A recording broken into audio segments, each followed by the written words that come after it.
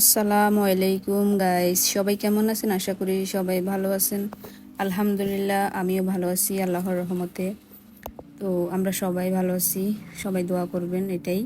তো আজকের ব্লগটা হচ্ছে, অবশ্যই আপনারা থাম্বনেল দেখে বুঝতে পারছেন। তো আমার একটা সমস্যা হচ্ছে, আমি ব্লগ বানাই আরও আগে, বাট লেট করে দিই।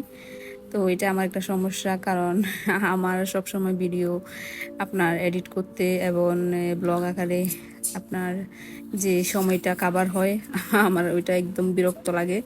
তো যাই হোক, তাও আপনাদের জন্য ভিডিওটা করা এবং ব্লগ দেওয়া, অনেক আপুরাই জানতে চান এবং অনেকেই আমার ব্লগ দেখতে পছন্দ করেন, অনেক আপুদের জন্য আমার ব্লগটা।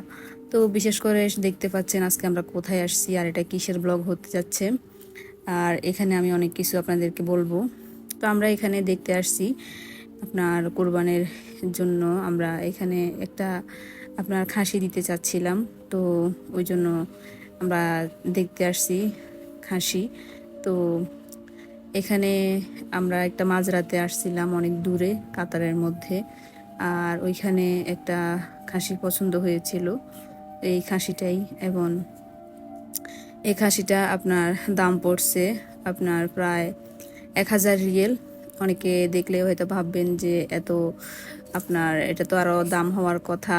বাট আমরা যেহেতু অনেক দূরে গিয়েছি এবং দূর থেকে নিয়ে আসছি পরিচিত লোকের মাধ্যমে, এই জন্য আমরা আমাদের থেকে এই টাকাটাই নিয়েছে। তো যাক, আল্লাহর উদ্দেশ্যে কোরবানি দেওয়া, তো জাস্ট আপনাদের সাথে শেয়ার করা, এটাই। তো দেখেন এখানে আমরা খাসিটাকে, অনেকেই হাসবেন আপনারা কি গাড়ি নেই, অথবা আপনারা কি অন্য কোনো গাড়ি করে নিয়ে আসতে পারতেন না? তো এখানে একটা ঝামেলা হয়ে গেছে। আমরা প্রথমেই ওই প্ল্যানটা ছিল না আমরা এখান থেকে নিয়ে যাব। তো এখানে আপনার সুমন ভাইয়া, এরপরে ওয়ারিশার আব্বু, তো ওনারা নেক্সট ডে এসে নিয়ে যাওয়ার কথা ছিল আপনার খাসিটা। তো পরে চিন্তা ভাবনা করলো, অনেক দূরে গিয়েছি, তো এই জন্য, যেহেতু ওয়ারিশার আব্বুর পার্সোনাল আপনার কার ছিল এটা, আর এক্সট্রা কারও রয়েছে ওইটা দোকানের সামনে ওনার, তো ওইটা করে নিয়ে আসার কথা ছিল। তো যেহেতু সুমন ভাইয়া বলতেছিল আবার আসতে, জায়গাটা চিনতে নাকি সমস্যা হবে, তো এই জন্য লোকেরা আসবে কি না আর লেট হয়ে যাবে। ওই দিন তো আপনার কোরবানের আগের দিন ছিল রাতে, তো দোকানে কাস্টমারের ভিড় থাকে, এজন্য বলতেছিল যে আপনার এখনই নিয়ে আসবে, আপনার খাসিটা সাথে নিয়ে যাবে। পরে দোকান বন্ধ করতে করতে 4টা 5টা বেজে যাবে, তখন কি আর নিয়ে আসা সম্ভব হবে? তো এটার জন্য খাসিটাকে আমরা নিয়ে আসছি সাথে করেই। তো অনেক মজা হলো গাড়িতে আসতে আসতে সুমন ভাইয়ের সাথে খাসিটাকে আমরা রেখে ছবি তুলতেছিলাম। আমি সামনে বসছিলাম, ওয়ারিশা আর আমি, তো উনি ছিল। তো দেন আমরা মার্কেট শেষ করে, দেখেন আমরা মার্কেটে আসছি ওয়ারিশের জন্য জামা কাপড় কিনতে কোরবানের। তো আমিও মার্কেট করলাম, আমিও বোরকা নিলাম, ওয়ারিশও ড্রেস নিল, এবং এরপরে আমরা বাসায় চলে আসলাম। তো দেন আমি আপনার সকালের জন্য পাক শাক করলাম। এরপরে ওয়ারিশা কান্না করতেছিল, মেহেদি লাগাবে হাতে, তো ওকে মেহেদি লাগিয়ে দিলাম। তো ওয়ারিশার আব্বু আসলো প্রায় 1টার দিকে, তো উনি ওনার জন্য এই ড্রেসটা সেলাই করছিল। এটা নাকি অনেক ছেলেরাই পরে, আমি নিজেও দেখছি। তো আমি ভাবতেছি উনি জীবনে প্রথম পরছে কাতারে, আজকে 8 বছর, 8 বছর এমনি প্রথম পরছে। তাও আমাকে জিজ্ঞেস করতেছিল পরবো না পরবো, পরবো নাকি পরবো না। তো আমি বলছি পরো, তোমাকে মানাবে, ভাল লাগবে। তো কাতারিরা বেশিরভাগ ক্ষেত্রে কিন্তু এই ড্রেসগুলো পরে। তো দেন আমরা সকাল সকাল আপনার রাতে প্র্যাকটিস করতেছিলাম, দেখতেছিলাম কেমন লাগে আমাদেরকে। তো এই জন্য আয়নার সামনে ভিডিওগুলো করা। তো দেন আমরা একটু ঘুমিয়ে এরপরে সকালবেলা উঠে নামাজ পড়তে গেলাম। তো নামাজ পড়া শেষ করে এরপরে খাসি নিয়ে পরে ওয়ারিশার আব্বু কোথায় নেবে কি করবে আপনার ওইটা নিয়ে বাইরে চলে গিয়েছিল। তো অনেক আপনার লোক ওখানে, অনেক লাইন ধরতেছিল, এই জন্য উনি লোক 2টাকে ভাড়া করে নিয়ে আসছিল আমাদের বাসার অ্যাপার্টমেন্টের সামনে। তো অ্যাপার্টমেন্টের সামনে নিয়ে এসে এখন আপনার খাসিটাকে জবাই করবে। তো একটু পেরেশানি হয়েছিল। তো পেরেশানি শেষে আপনার, যাই হোক, কষ্টের শেষে স্বস্তি আছে একটা কথা আছে, তো সেম ওইটা আর কি। তো দেখেন সব কিছু আপনার, যেহেতু এখানে ইউটিউবে ব্লগ, তো আমি আপনার গরু কাটার যে মুহূর্তটা ওইটা আমি দেখাতে পারলাম না। তো দেন এরপরে আমরা খাওয়া দাওয়া শেষ করে দুপুরে কলিজার আপনার খাসির কলিজা গুদ্দাগুলো আমি রান্না করলাম। ওয়ারিশার আব্বু বেসিক্যালি রান্না করলো, আমাকে উনি অনেক হেল্প করছে। তো এরপরে আমরা খাওয়া দাওয়া শেষ করে একটা ঘুম দিলাম, যেহেতু রাতে ঘুম হয় নাই। তো দেন সকালবেলা উঠলাম, সরি রাতের বেলা, তখন আমরা বের হলাম রাতের বেলা ঘোরার জন্য। প্রায় ওই সময় 8টা বেজে গিয়েছিল। তো আমরা রান্নাবান্না শেষ করে রাতে বের হয়েছি একটু ঘুরতে। তো এটাই হচ্ছে সেই মুহূর্তটা।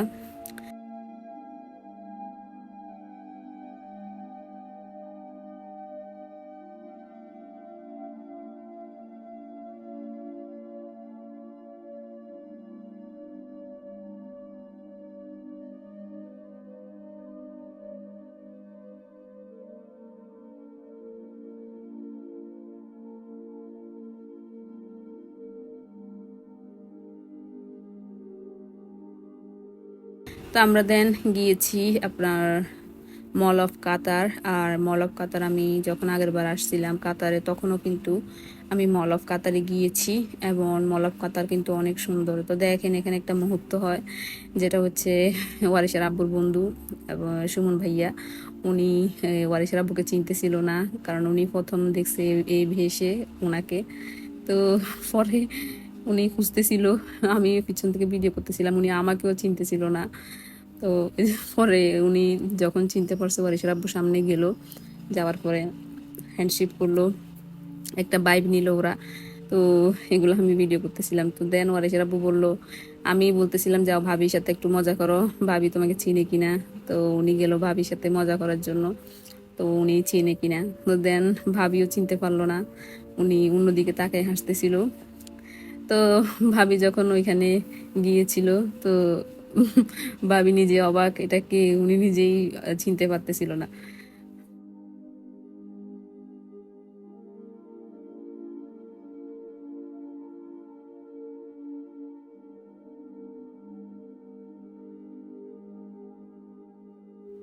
তো ভাবি কিন্তু একদমই বুঝে নাই, পরে উনি জিনিসটা খেয়াল করলো যে ওয়ারিশার আব্বুই ছিল এটা, কারণ উনি সবসময় এইসব পোশাকে পরতো না, তো হঠাৎ করে পরছে, এই জন্য উনি অবাক হয়েছে, এটাই কারণ। তো দেন এরপরে আমরা ছবি তুলতেছিলাম। তো ওয়ারিশার আব্বু ওদের সাথে ছবি তুলতেছিল, সবাই সবার মতো করে খেলতেছিল ওয়ারিশা ঈশিতার সাথে। তো দেন এরপরে আমরা কিছু ভিডিও নিলাম ঈদের হিসেবে, যেহেতু আমরা ঈদের ড্রেস পরছি ম্যাচিং করে, তো এই জন্য আমরাও ভিডিও করতেছিলাম। এটা হচ্ছে মল অফ কাতার, পিছনে দেখতে পাচ্ছেন। আর এটা হচ্ছে অনেক বড় একটা মল এবং অনেক সুন্দর ঐতিহ্যপূর্ণ একটা মল, আধুনিকতার ছোঁয়া দিয়ে আপনার ভরপুর এই মলে। আপনি যখনই মল অফ কাতারে যাবেন, তখনই আপনার মনে হবে যেন আপনি কোনো অন্ধকারের কোনো জগতে নেই, আপনি আলোর কোনো জগতেই রয়েছেন। কারণ এখানে অনেক লাইটিং এবং অনেকে আপনার ফুল দিয়ে সজ্জায়িত, এবং এক একটা জিনিস এক এক রকম, যেগুলো আপনাকে মুগ্ধ করবে। আর মল অফ কাতার কিন্তু আপনার কাতারের মধ্যে কিন্তু ফেমাস একটা জায়গা। আর যারা নতুন অবশ্যই তারা যাবেন, আর যারা গিয়েছেন তারা তো অবশ্যই জানেন। তো এখানে ওয়ারিশার আব্বুর সাথে কিন্তু আমি ভিডিও করে দিতেছিলাম। তো তারা খেলতেছিল বাবা মেয়ে, তা আমি ভিডিও করে দিলাম কিছু।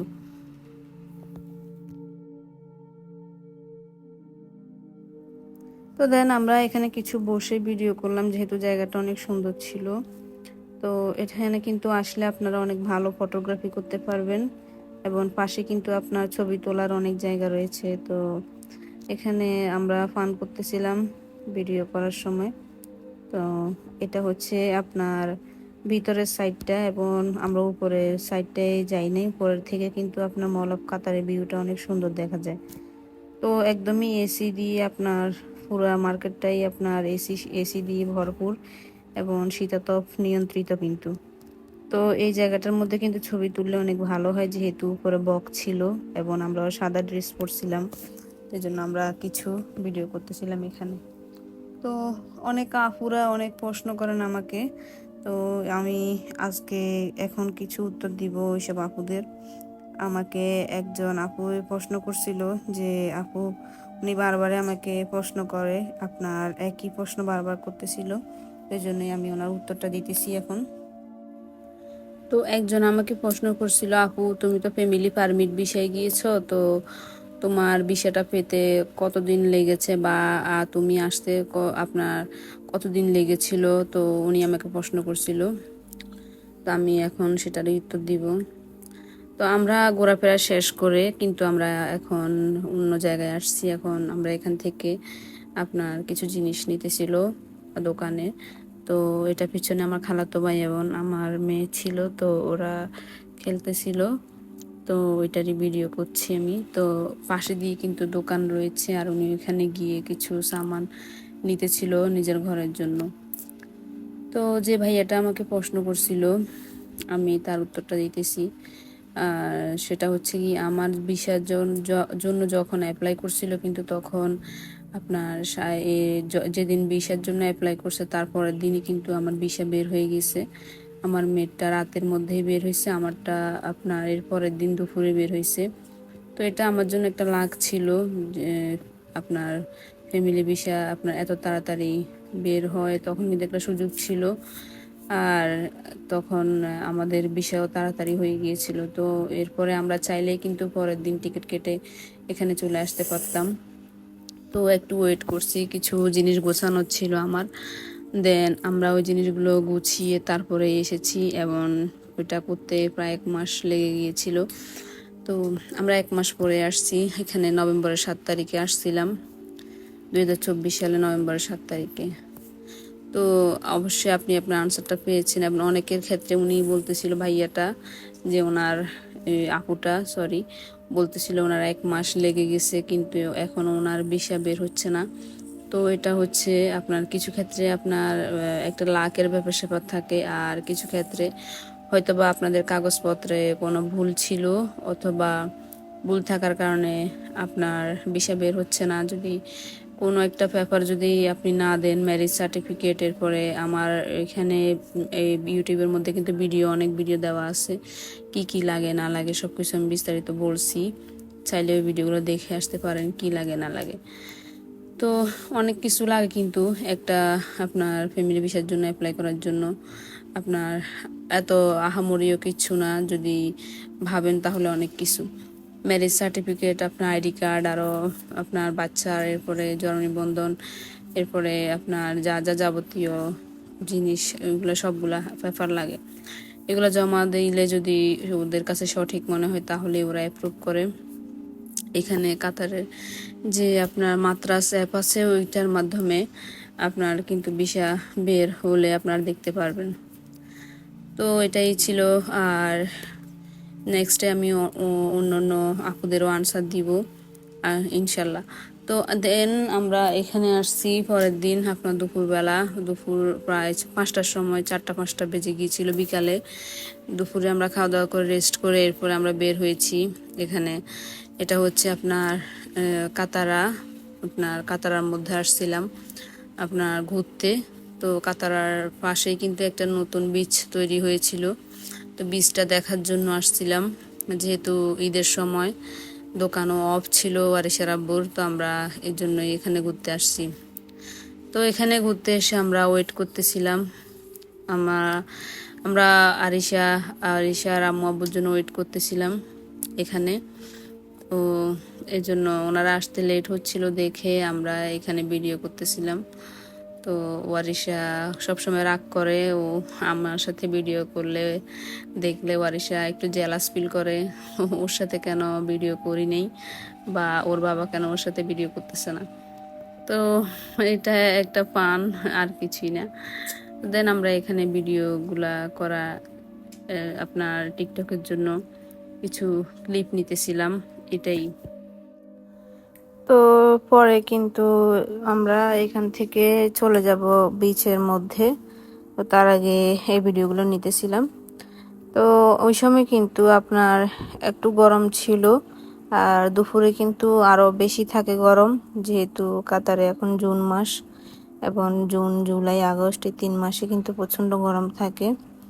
আর কাতারে কিন্তু গ্রীষ্মকালের তাপমাত্রা কিন্তু 50 ডিগ্রি আপনার সেলসিয়াস পর্যন্ত যায়, এবং 122 ডিগ্রি ফারেনহাইট পৌঁছায়। জলবায়ু কাতারের আপনার দুখানের সমতল ভূমিতে কিন্তু রংধনু রয়েছে এবং দীর্ঘ গ্রীষ্মকালে মে থেকে সেপ্টেম্বর তীব্র তাপ এবং পর্যায়ক্রমিক শুষ্কতা এবং আর্দ্রতা বিরাজ করে। এজন্যই কিন্তু কাতারে আপনার অনেক গরম পড়ে, কিন্তু অনেকে বলে সব সময় না, সব সময় গরম পড়ে না। যখন আপনার অক্টোবর থেকে শুরু করে ফেব্রুয়ারি মার্চ পর্যন্ত আপনার ঠান্ডা পড়ে, তো ওই সময় কিন্তু একটা বেস্ট ওয়েদার থাকে।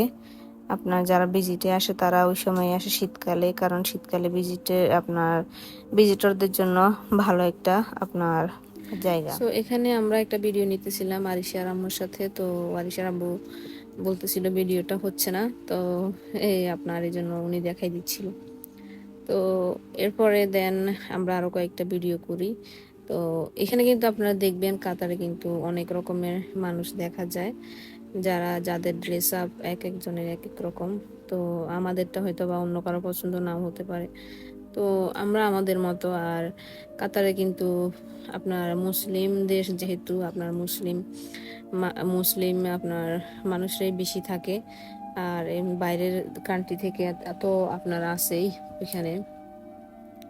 তো কাতারে আপনার স্থানীয় জনসংখ্যা যারা আপনার কাতারিদের দ্বারা গঠিত, তাদের সকলেই মুসলিম, এবং যদিও কাতারে প্রচুর পরিমাণে বিদেশি কর্মী রয়েছে যা মুসলিম জনসংখ্যার সাথে পরিবর্তিত হয়। এবং সিআইএ ওয়ার্ল্ড ফ্যাক্ট বুক অনুসারে 2010 সালের হিসাব আনুমানিক 67.7% জনসংখ্যা মুসলিম, এবং যেখানে 13.8% হচ্ছে খ্রিস্টান আপনার কাতারের মধ্যে রয়েছে। এছাড়াও অন্য আপনার 13.8% কিন্তু হিন্দু রয়েছে, এবং 3.1% কিন্তু বৌদ্ধ রয়েছে কাতারের মধ্যেই। তো যে আপনার এরিয়ার মানুষ, আপনার যারা যে কান্ট্রির মানুষ, তাদের সাথে মিশে এবং তাদের সাথে চলাফেরা করে। আর দেখবেন এখানে অনেক রকমের মানুষ দেখা যায়, যারা ড্রেস আপ যাদের এক একজনের এক এক রকম। তো এখানে কিন্তু আমরা ভিডিও নেওয়ার পরই দেখতে পাচ্ছেন, যেহেতু এটা একটা ঈদ আমেজ ছিল, তো ঈদের পরের দিনে কিন্তু এখানে অনেক বাজি ফুটিয়েছিল। তো এখনো বাজি ফুটাচ্ছে কাতারার মধ্যে।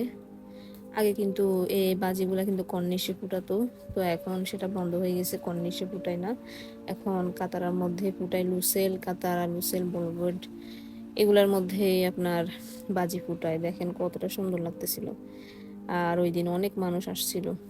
আর 2024 সালে আপনার কিন্তু কাতারের জনসংখ্যা ছিল প্রায় 30 লক্ষ, এবং 2023 সালের হিসাব অনুযায়ী কিন্তু কাতারের জনসংখ্যা প্রায় 2,96,000 আপনার 66,764 জন।